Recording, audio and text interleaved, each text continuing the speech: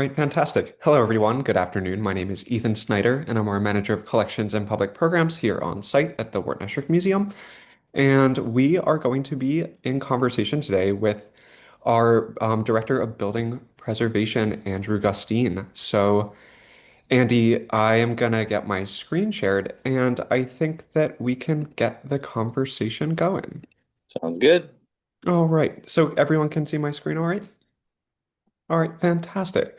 So we're going to be chatting with Andy about some of the preservation projects that have happened at the Wharton Esherick Museum since the last kind of finishing touches were put on in 1966.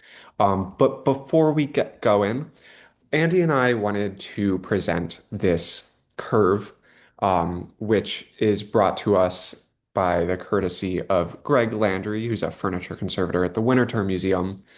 And he's put together this wonderful graphic that I think really illustrates what the practice of preservation for objects and buildings is all about. So, just to give us a sense of what we're looking at here, we are looking at a graph that is the life cycle of a chair that I've made up to talk a little bit about how an object or a thing changes over time.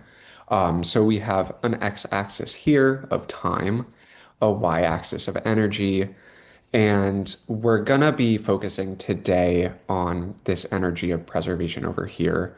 But to just give everyone a little rundown, the beginning of this graph, if it's a wooden chair, we have the energy of the tree growing. It starts to shoot up vertically as, a maker creates the chair, runs the wood through a mill or a saw, starts to construct. And then here we have a completed piece.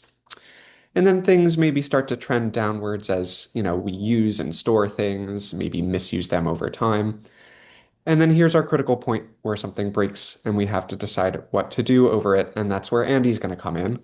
And we can look here at the energy going up and up and up as something has to be preserved. And we'll also be talking about the end here, which is trying to keep something the same over time. So we can return to this graph a little later, but let's start off with some questions for Andy Gustine. So, Andy, my first question is that it has to do with this. Wharton Esherick's descendants were already very concerned with the preservation of his studio even before Wharton's death. So, can you tell us a little bit about how you've seen the philosophy of preservation at the Wharton Esherick Museum change over time, especially as the museum has kind of transformed and grown out of its family-run origins? Sure. I think there are three things that shaped probably the first, 50 years of the family being directly involved with the running of the museum. First, of course, the personal familial relationships that they had, both Bob and Ruth, who we see in these pictures, but also Miriam, who lived in the studio for um, until the late 80s, so almost the first 2 decades of the operation of the museum. Second, that they all lived in these buildings, Bob and Ruth in the workshop, Miriam in the studio. And third, that they operated really with only limited volunteer support for that first 20 years. And it wasn't until the late 80s, early 90s when they first hired an executive director. So um, it was really their own personal mission, right, to save this site and to share Wharton's legacy. So they held it close. I think both consciously and unconsciously, they wanted to shape it to their version of Wharton, the person and the artist. They lived here, so they didn't really want a lot of attention. They didn't want too many visitors. And they felt that their sense of interpretation and preservation was justifiably the right one because they knew Wharton. They knew they knew how he thought, how he would have wanted things to be done. For the most part, I think it was pretty sound initially. It was part of the experience here that Bob or Ruth or Miriam probably led the tour. It was Wharton's family sharing stories with you if you came on a tour. Um, but as time passed and Esherick's influence really grew, um, I think it's become possible and more desirable to pursue a mission that's more expansive. And I think that's what we have started to do probably in the last decade or so. Yeah, absolutely. And one thing that I think is really interesting in terms of Bob and Ruth's preservation is both, Esherick's descendants and founders of the institution is that we often think about preservation as trying to keep things static, but in order for them to keep things static, they had to make these changes that we're seeing on the screen so that they could turn Wharton's workshop into a residence and live on site and care for the museum as closely as they could. Um, all right, so we know that Wharton was constantly developing the hillside over the course of 40 years of his lifetime, and that things on site for Wharton were rarely, if ever, static. So Esherick was always adding to the studio and making changes as his own life changed. So Andy, could you talk a little bit about how you square the goal of preservation as kind of keeping things the same with the fact that up until 1970, things were constantly evolving on the hillside? Yeah, I mean it's all relative. Obviously, things keep changing no matter what we do. Weather, wind, rain, gravity. 5,000 visitors a year walking through the studio.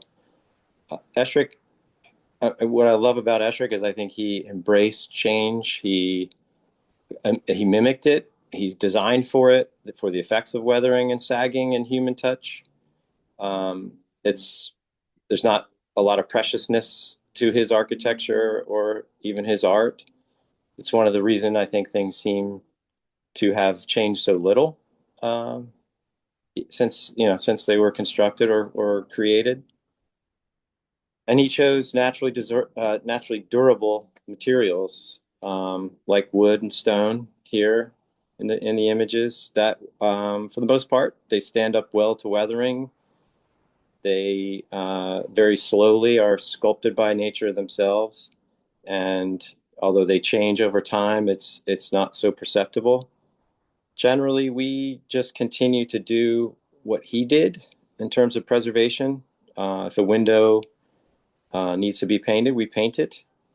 We might, do things a little differently. We're obviously trying to accurately replicate the colors and keep those the same. Where Wharton notoriously, mixed up whatever he had around to repaint a window or change colors if his whim asked him to. Um, if we need to re-roof, we re-roof. Again, we try to find the same, try to replace in kind when we have to replace. Um, if the deck bench seat gets a rotten spot, which it seems to do pretty regularly, we repair it. We patch it. We might replace an element if we need to, and we might use some modern, moisture protection materials if we can cleverly disguise them or hide them away. Try to improve the durability and the longevity of things. Sometimes it even feels like the roles reverse. We filled when we made repairs to the silo stucco. We filled cracks and some of the losses with actually an ancient technology, a hydraulic lime mortar, where the original structure was a Portland cement, a more modern Portland cement stucco. So it goes both ways. I think the ideal goal of preservation is to halt change, but that's obviously not real, not a real actual possibility. So we just do our best to try to slow it down. We do our best to mitigate the effects of time, really. And when we have to repair, when we have to replace something, we are doing it as in kind as possible and as unnoticeably, invisibly as we can. Mhm. So we're gonna start to talk about some of these things that you just touched on. Yeah. Um, so can you talk to us or talk us through some of the biggest changes that I guess biggest or most significant changes that you think the museum has seen since 1972? Yeah. The window, the north window that you have in the images right there is a big one. That was 1988, I believe. It was a project that Bob Bascom led, and he talked about it in the newsletter later that year. The north window, the very bottom, probably 6 inches. The sill itself was embedded in mortar, and a few inches of the vertical pieces there that you see in the photo were severely corroded to the point that they needed to be just cut out and removed. So they did that. They cut that lower section out and welded in a new one. Bob was able to find a, a steel window manufacturer that was still in operation on Long Island, and they fabricated a new sash to the same specs, same profile. And you can see in the photo to the right, what they actually did was they took a single sash and then they cut it roughly in half. So they had two kind of half sashes, or a little over a third sash anyway, that they fitted in below. They had a very talented welder. I don't know the name. They never mentioned his name, but he did a really fantastic job. And now if you walk up close to that window, it's an invisible repair. The one thing that is slightly noticeable, several glass panes had broken, I think from the corrosion in the lower row, but also a couple others up above. So all the glass was, I believe, reglazed at that time. And they took the few good ones that were left in the bottom row, replaced whatever broken ones were needed to be replaced above, and then sourced a glass that was very similar to the same texture that the original glass had, but they use that for the whole bottom row. So if you walk up to that window and look at it today, if you're right in front of it, you can see a very subtle difference between the bottom row and the rows above. Mm. Um, but yeah, did a really fantastic job of that. Yeah. Do you want to talk to us a little bit about the south-facing facade too? Yeah, so that what was called the overshoot or overshot, like in traditional barn terminology, that cantilevered section, wood frame section, was originally sided in like a pine siding, I believe. Um, and at some point in the 50s, Wharton had uh, covered over that with an asbestos sort of sheet siding that he stained or painted. And in 2005, the decision was made to try to restore that original wood siding. So the asbestos siding was removed. All the old sheathing boards were taken off. The bays were re-insulated. Modern. You can see the Tyvek house wrap peeking out above the siding there, as Peter Connect is and Ray Kelso are working on it. Um, that was all re-insulated and some moisture protection there, and then using historic photographs, they tried to accurately replicate the sort of random exposure of each course and replace that with beveled cedar siding that is still there today, with just a few carpenter bee holes in it. So it's held up well. Another really thoroughly, carefully planned and executed project by that crew. Yeah. And then we have two phases. Oh, oops. Oh, my computer's being a I little think weird. that previous shot was Yep. some of the beginning or the Yes, in here we go. process of that. Yeah, so there you see um, that wall with all the siding and sheathing off, all the bays emptied of whatever old sort of mouse-eaten insulation was in there, I guess. Um, you can see the one of the middle photos is that asbestos siding before it was removed, and then the far right is the project when it was just completed with all that fresh Mm, cedar siding. yeah. And then we have had two deck projects that have gone on in the last 20 odd years. Yeah, the decks. I mean, decks in general are really a difficult. Um, they're completely exposed to weather, right? A lot of horizontal surfaces that water sits on. A lot of joints that water seeps into. Apparently, in around 2000 or in the late 90s, that Wharton's original deck had deteriorated to the point that it was not salvageable or repairable. So that was replaced completely in 2000 um, with, again, great care to replicate all the existing detail. Um, and Bob even saved down in the basement. There's one of the original vertical uh, pieces that supports the bench seat, and also that top rail is preserved for us. I used that again in 2020 when we did some other repairs, but in 2000 that was completely rebuilt. Bob made some very subtle changes. The one most significant one was how that was attached to the building, because the way it was attached previously decayed some of the siding. So they made some changes, flashed it more appropriately, and also they used solid redwood for all the deck framing and the decking itself, the boards that are being put down in that far right photo.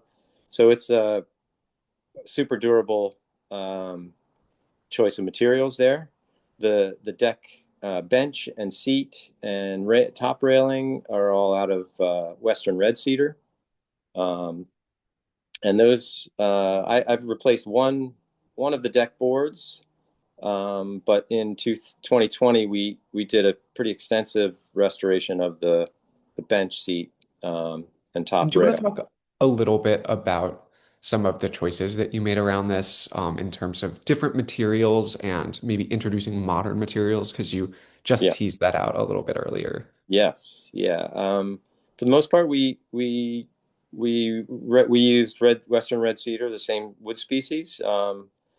Tried to make sure, as in all things, that we didn't use any sapwood, and we had all all heartwood, which has decay resistance.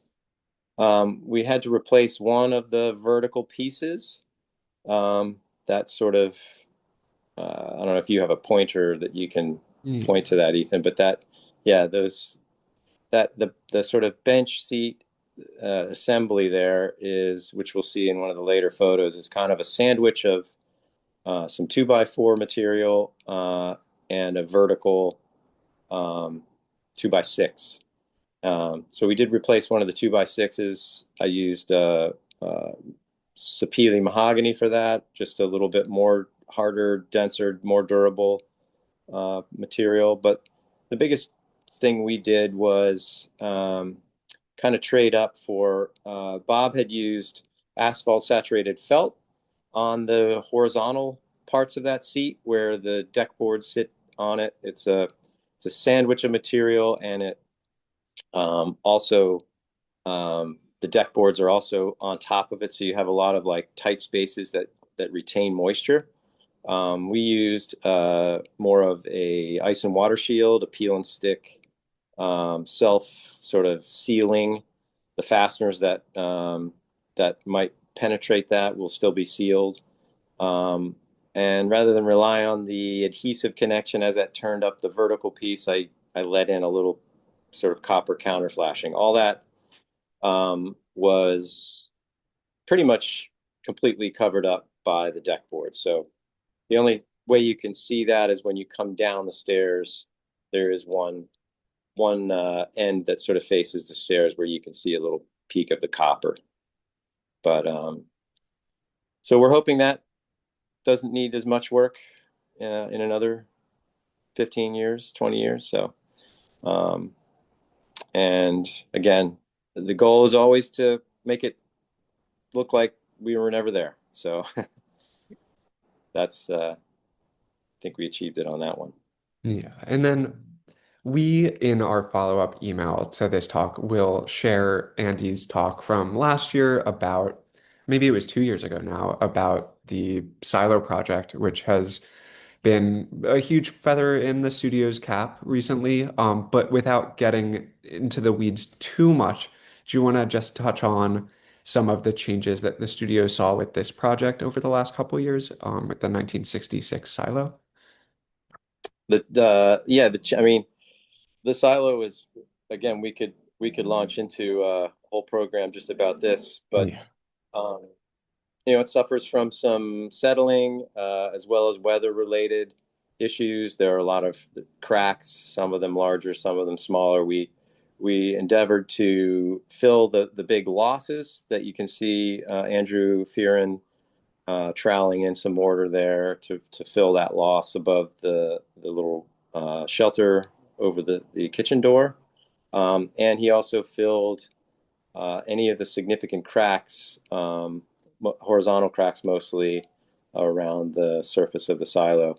All of this in an effort to try to, again, mitigate, reduce the amount of liquid moisture that gets into that building, into the stucco, and through the cracks, especially into the core of the wall, and just wet it to the point that it needs to dry out to the interior and cause damage on the interior plaster.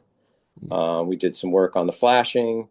We re-roofed that little roof as well and checked all the flashing around it. So um, yeah, just tightened everything up. It's still a masonry mass without a sheltering roof, so it still takes on water. But we continue to try to imagine ways to improve on what we've already done. Try to um, looking at ways to try to seal up some of the smaller cracks, and even imagining ways we might create a shelter over that roof or over that building to shed water in some fashion.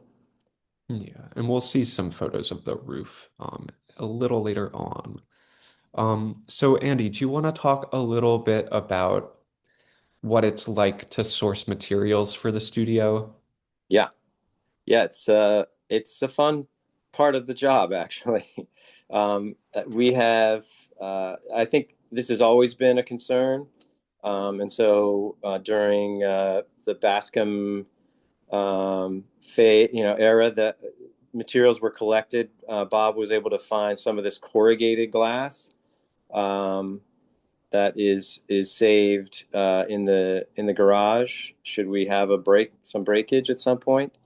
Um, in my limited time here, I was able to find we did a bunch of window painting, and in trying to operate the existing windows, the Pella casement windows that have this hinge. It's kind of an odd double acting hinge, and they're fairly thin. The thickness of steel that they're made from, it's a rolled steel, it was galvanized, but there's a lot of corrosion, and in some of the windows they are frozen shut.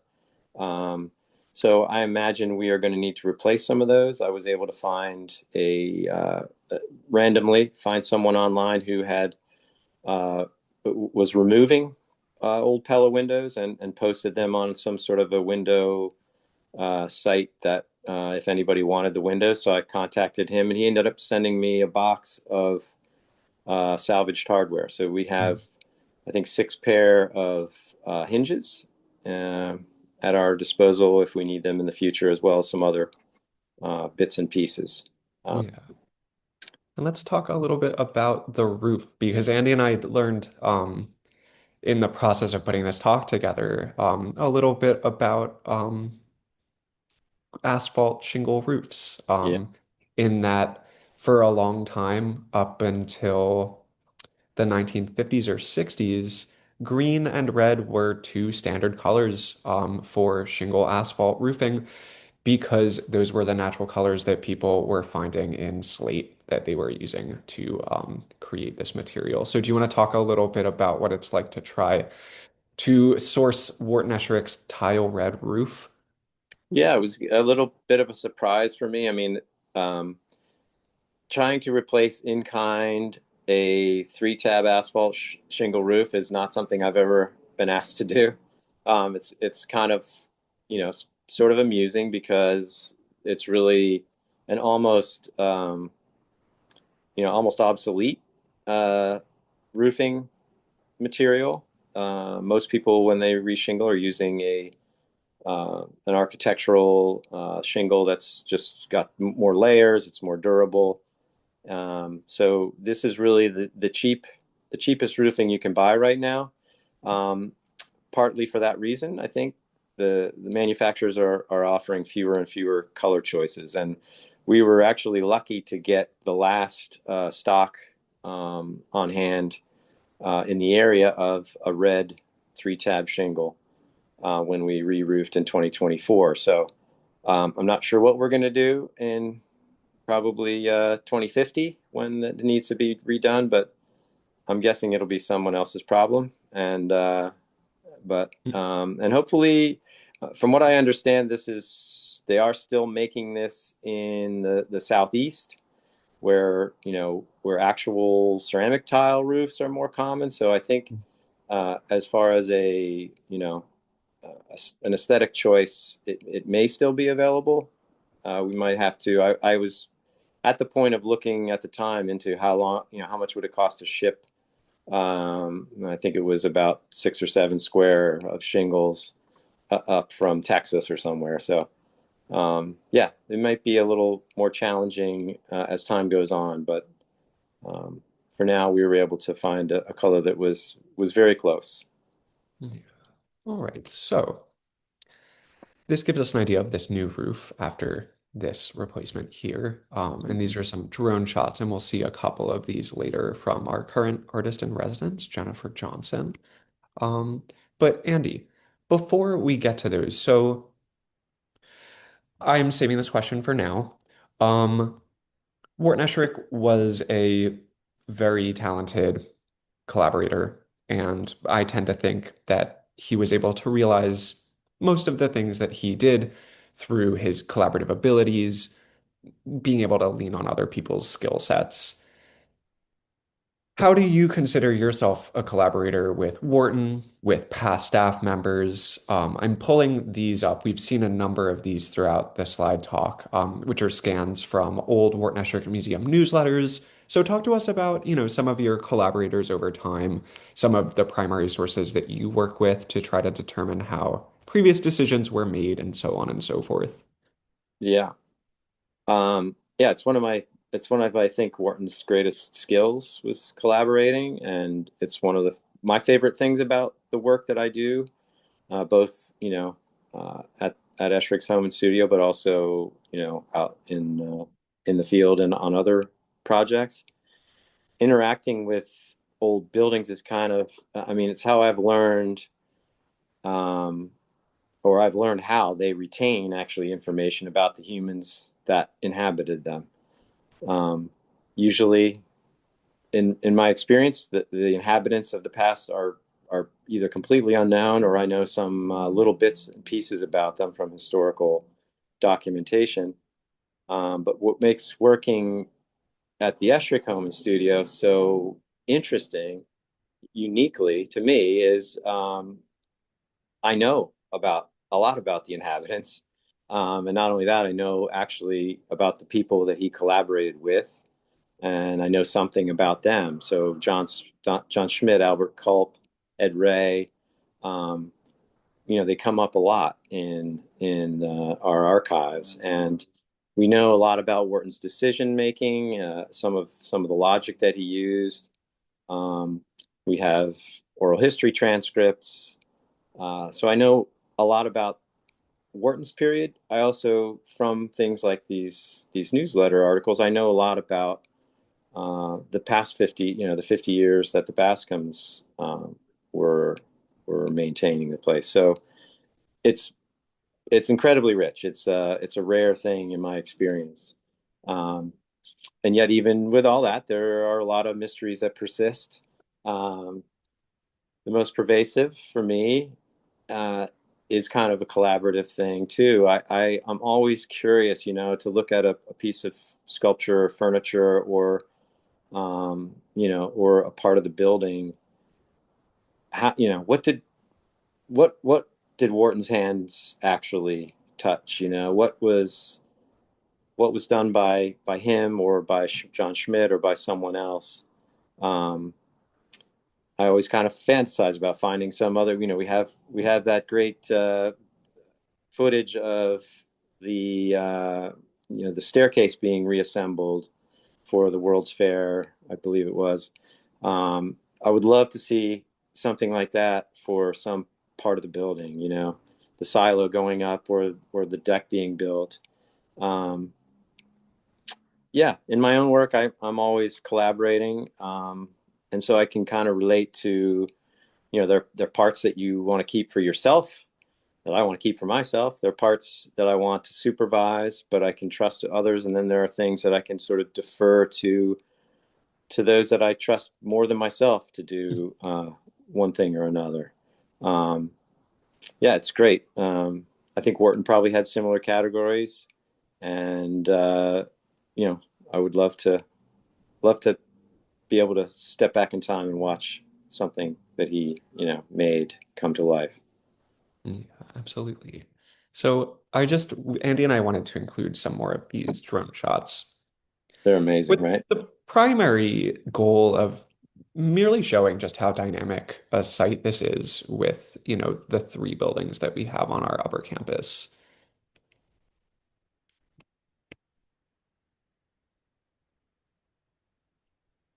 Yeah. So Andy, let me ask you one last question before we open this up to everyone else's questions. Let me think about how to best phrase this. I mean, you've talked a lot about this already, but what do you think is I was going to ask you originally what was one of the most interesting takeaways from your work at the Wharton Esherick Museum, but let me ask, what do you think has been one takeaway from your work preserving Esherick Studio that you have found has changed your practice as you're working elsewhere? Interesting. I mean, I think what's most of my work has always been with working with homeowners on their homes. I've worked on some historic sites, vaguely similar to this one, but again, kind of going back to what we just talked about. The, I mean, I find this site to be so unique. Most historic buildings have lots of antecedents, lots of buildings like them. So even though they are unique in the way that they are in a particular location or that they have been changed over time, um, they're part of sort of designs that have been replicated many times. And Wharton certainly drew from that as well. But you know, it's he described the studio as his biography, and I do think it's unique to him in so many ways, both the way it's put together, the materials, and the sort of sculptural forms that he used. So really, everything I'm doing here is new in that way, um, and and to have the kind of access to an archive that we have also means that I know I need to do some homework before I embark on any project. I also, we kind of loosely touched on it, but we have so many other people involved in this place, both staff members, and also, the human memory in some of our volunteers and docents, that I always want to make sure before I embark on anything that I've talked to as many people as I can about it, and and are proceeding in a way that there's a consensus that hey, that's the best way to go about it. So yeah, I'm learning every day there. It's such a great place to be able to work and collaborate. Yeah, fantastic. So I think at this point, I'm gonna stop sharing my screen for a moment and we can open things up for questions. And I see that we do have something in the chat already. So a question from Mary for you, Andy. How long have you been in direct contact with the museum, having firsthand knowledge? And Where's mine? also, there's just a note that you are amazingly resourceful and dedicated, and it was a thanks for your work. So how long have you been in direct contact with the museum for? I mean, I think probably like a lot of people, I don't remember the first time I visited the site, but it's probably been 30 years or so. Was I'm guessing in the late 90s.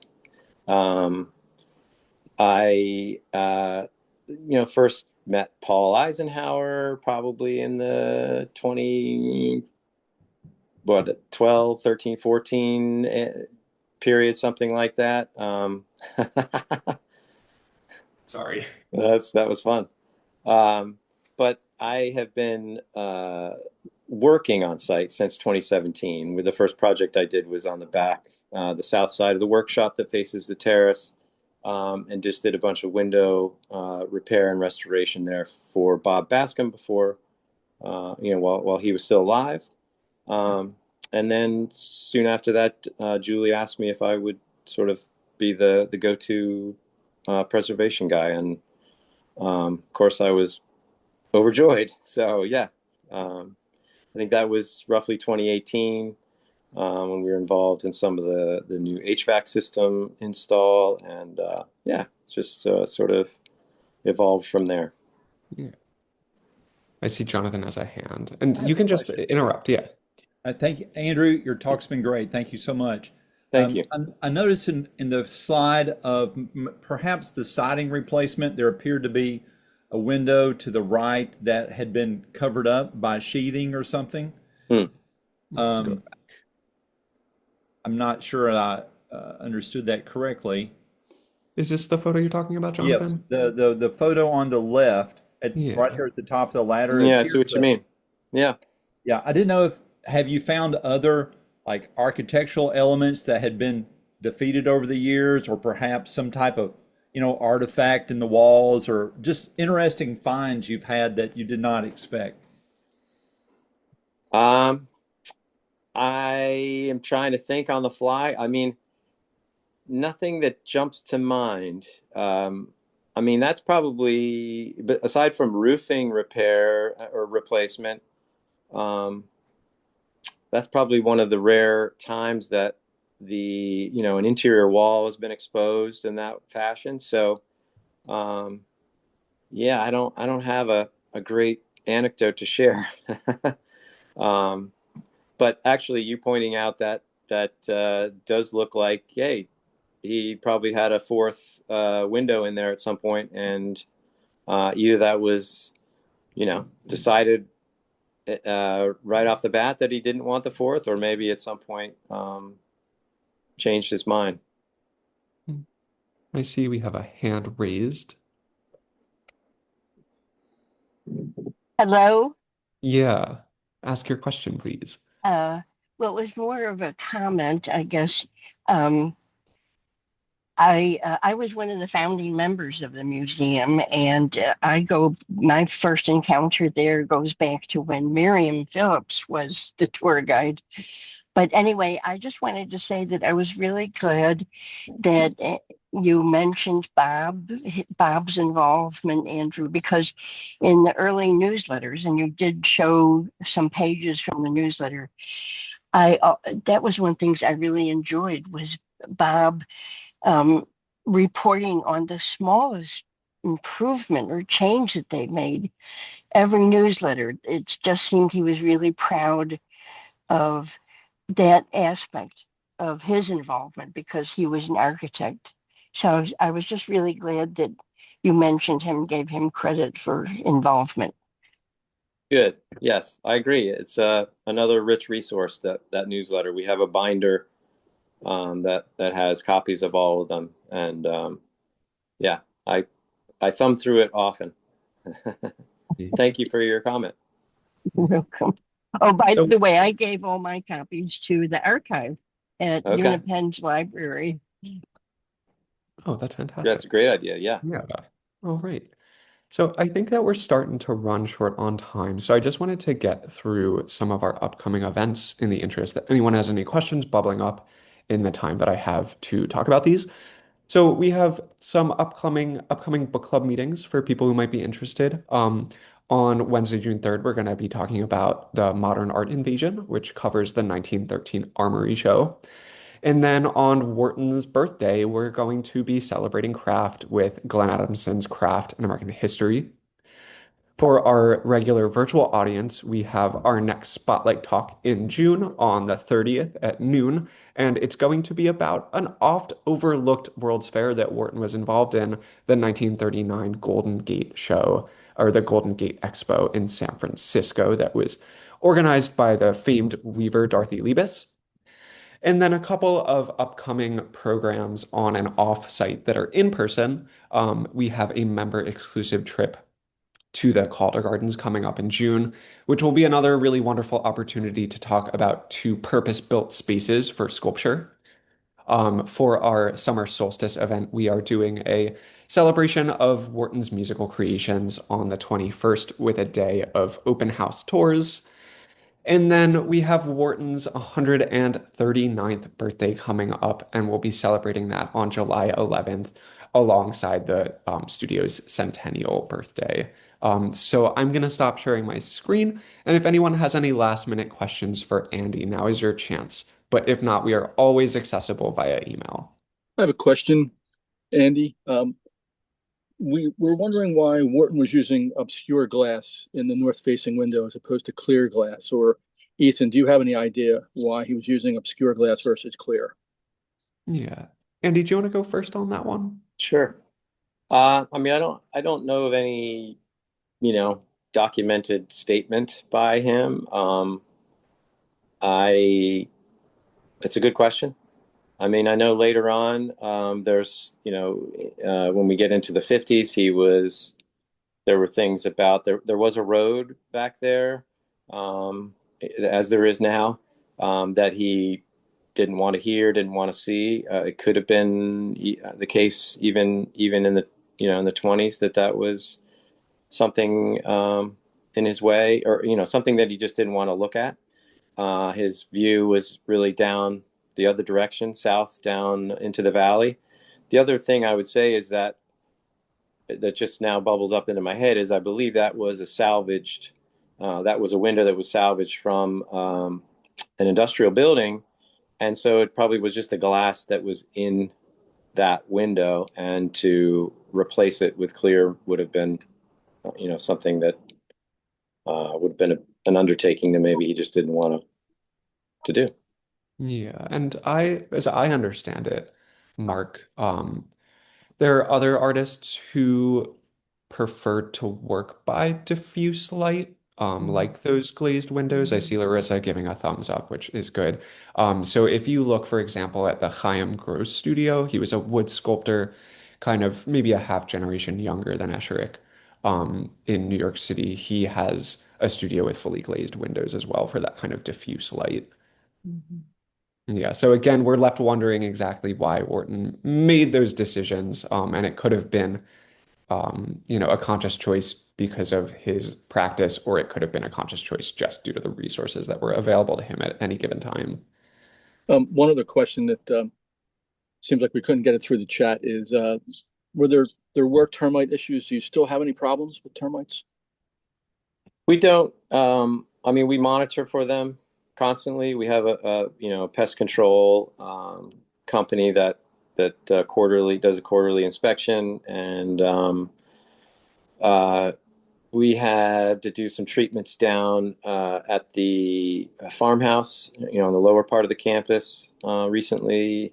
There are termites. Yeah, I mean, I always tell this to every homeowner, termites are always there, and if your building has wood, they're going to probably find it at some point. So it's really a a maintenance issue just to keep on top of it to be to look out for any signs and then do an appropriate treatment at the time if necessary. But no, we have not had any significant damage or termite issues since Wharton did.